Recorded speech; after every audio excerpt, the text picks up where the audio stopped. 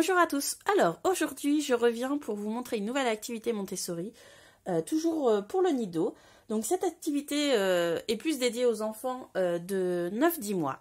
Donc évidemment, encore une fois, je précise toujours sur mes vidéos que tout dépend de l'évolution de l'enfant. Chaque enfant évolue au même rythme. Moi je vous dis, voilà, en moyenne c'est 9-10 mois, peut-être plus. Mais chaque enfant étant différent, voilà, faut pas s'inquiéter si votre enfant ne le fait pas. Donc en fait, cette activité est l'activité du coquetier. Donc le but de cette activité, c'est l'emboîtement. Donc vous avez en face de vous, en face de moi, le plateau, avec dedans le coquetier. Donc qu'est-ce que c'est? C'est un petit coquetier, voilà, que vous avez chez vous, comme vous avez chez vous pour faire les repas avec l'œuf. Et ensuite, ici, c'est un œuf en bois, entre guillemets. Donc tout le matériel est en bois, donc évidemment c'est un produit noble, c'est ce qui est le plus préconisé pour les activités Montessori, c'est de travailler avec des produits nobles. Et donc en fait le but est donc de mettre l'œuf en bois dans le coquetier.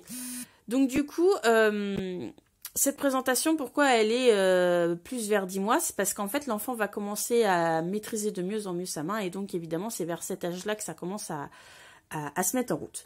Donc il existe, cette activité-là se décline en 3 activités. Vous avez le coquetier en forme d'œuf, vous avez la même chose mais en forme sphérique, et la même chose en forme cubique.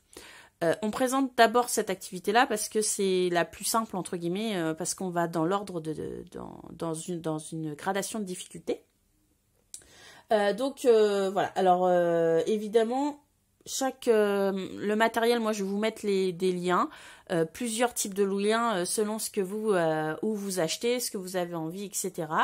Le mien, personnellement, je l'ai acheté sur le site de Tangram Montessori, pardon, mais par contre, si j'avais su, il y a aussi chez Nature et Découverte carrément le kit avec les 3 en fait.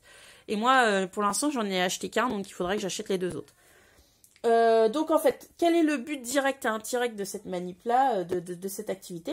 En fait, c'est de faire travailler, de développer la coordination œil-main. Pourquoi? Parce que l'enfant va voir, donc regarder, et donc va devoir le mettre dans le coquetier. Donc ça fait travailler et la vision et la motricité de la main. Et puis ensuite, il y a aussi le fait de prendre avec ses 2 mains, parce qu'évidemment l'enfant va devoir en fait prendre le coquetier et mettre l'œuf dedans. Donc en fait tout ça fait travailler les 2 mains en même temps. Et ça c'est quelque chose qui est très difficile pour un enfant au début, de se dire je vais faire travailler mes 2 mains ensemble, mais de façon, comment je pourrais vous dire ça, de façon volontaire. Donc voilà, ça c'est quelque chose qui va commencer à se mettre en route petit à petit. Et donc aussi la dernière, mais qui est vraiment moindre, c'est de commencer à distinguer les formes. Voilà, de voir que ça c'est plus ovale, mais évidemment l'enfant va pas être capable de mettre un nom dessus, quoi. Donc en fait, pour la présentation, en fait, il suffit juste de montrer, toujours en silence, pas la peine de parler. Je vous montre comme je le montre à mon fils, en fait. Il suffit juste de...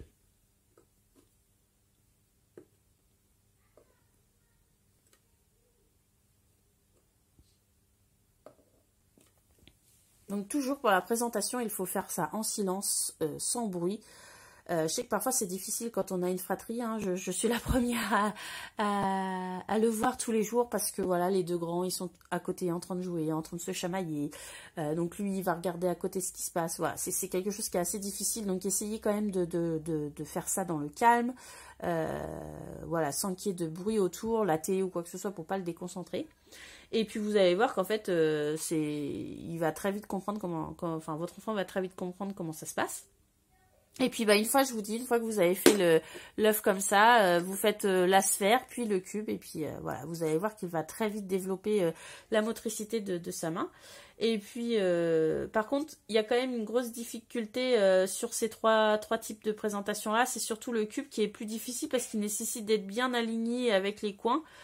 Donc pour rentrer dans le cube. Donc du coup voilà, c'est quand même quelque chose qui est pas toujours simple au niveau du cube. Vous inquiétez pas si ça se passe comme ça avec votre enfant. En tout cas voilà, je vous ai présenté cette nouvelle activité.